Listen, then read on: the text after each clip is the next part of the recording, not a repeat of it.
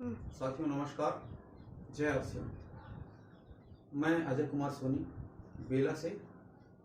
आप सभी को ये विदित होगा कि इस समय हम सब लोग एक समस्या से जूझ रहे हैं जिसका नाम है कोरोना वायरस, और इसके चलते हम सभी अपने अपने कार्यों को ठीक तरह से नहीं कर पा रहे हैं और घर में कुछ जानकारियां भी नहीं मिल रही।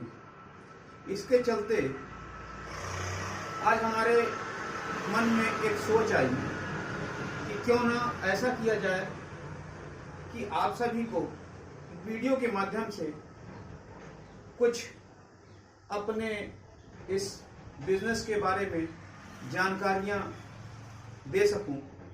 तो इस कारण से हमने एक वीडियो बनाया है और आप लोगों को थोड़ा जानकारी देना चाह रहा हूं, क्योंकि काम हो ना हो लेकिन जानकारियां होनी चाहिए। जानकारियां इसलिए होनी चाहिए कि हम घर में रहकर भी अपने बिजनेस के प्रति सकारात्मक सोच रख सकें और हम नकारात्मक ना हो। तो थोड़ा सा 10-15 मिनट के लिए मैं कुछ जानकारियां देना चाहूँगा जो अपने सीनियर से मैं सीखता हूँ, वही आप लोगों के बीच में शेयर कर रहा हूँ और थोड़ा सा गौर कीजिएगा। यही क्या है कि हम लोग सब बिजनेस कर रहे हैं, आरसीएम बिजनेस, जिसमें सबसे महत्वपूर्ण बात है कि हम सभी लोग ये चाहते हैं कि हम इसमें सफल हों, और सफलता के लिए जानकारी जरूरी है। और सबसे महत्वपूर्ण बात है कि आरसीएम को समझने के लिए हमें आरसीएम का प्लान समझना पड़ेगा, और प्लान आरसीएम की जान है। देखते हैं। तो सबसे पहले हम सब काम करते हैं, है ना दोस्तों? काम करते हैं, उसके बाद क्या होता है? पैसे कमाते हैं। पैसे क्या करते हैं हम लोग? पैसे खर्च करते हैं। खर्च कहां करते हैं? बाजार में। बाजार की व्यवस्था कैसी होती है, इसके लिए हमें थोड़ा सा पीछे जाना होगा। कैसे? ये जो बाजार व्यवस्था है, इसको समझने के लिए हमें ट्रेडिशनल मार्केट समझना है पहले, फिर आरसीएम। तो कोई ना कोई कंपनी होती है, ट्रेडिशनल बाजार में कोई ना कोई कंपनी होती है, और हम सब कस्टमर होते हैं। और कस्टमर और कंपनी के बीच में कुछ बिचौलिए होते हैं जिनके माध्यम से हमें सामान उपलब्ध हो पाता है। जैसे कंपनी होती है, कंपनी के बाद C&F एजेंट होते हैं, C&F एजेंट के बाद डीलर होता है, डीलर के बाद होलसेलर होता है, और होलसेलर के बाद रिटेलर होता है, और रिटेलर से ये ग्राहक जो है सामान प्राप्त करता है। अब इसमें भी एक महत्वपूर्ण कड़ी है जिसका नाम है विज्ञापन।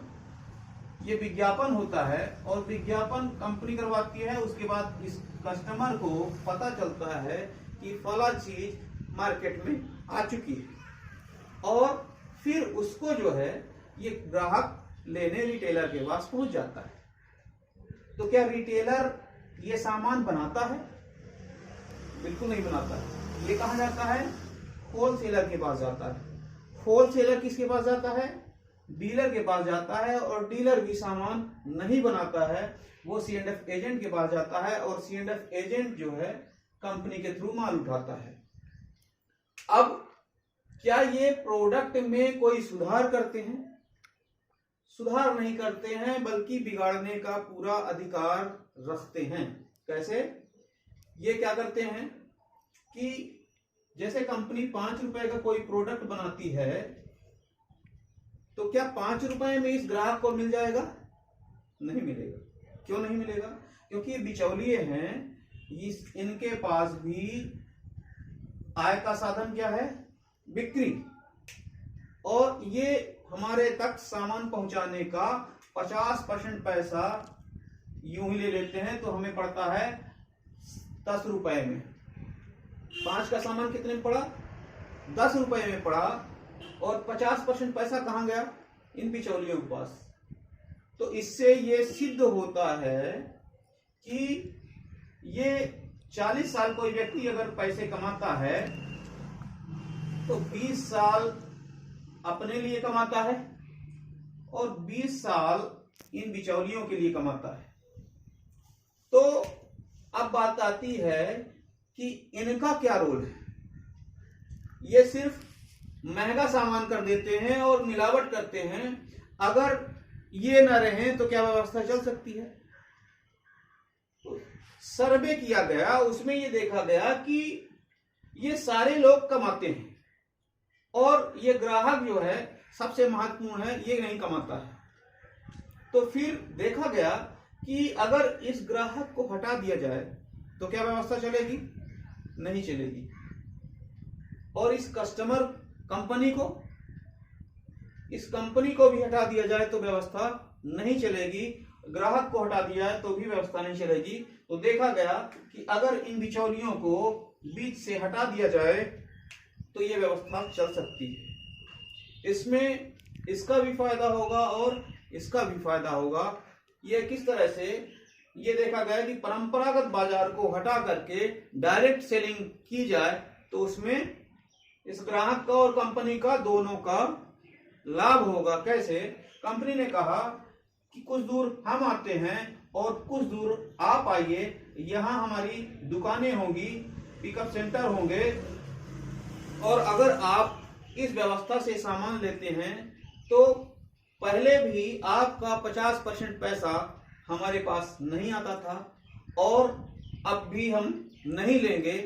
अंतर क्या होगा? इस 50% पैसे में 5% पैसा इस व्यवस्था को चलाने में खर्च किया जाएगा और बाकी बचा 45% पैसा आपका है और आपको दे दिया जाएगा एक सिस्टम के माध्यम से। यही होती है डायरेक्ट सेलिंग। जिस सिस्टम में अपन काम करते हैं उसका नाम है RCM बिजनेस।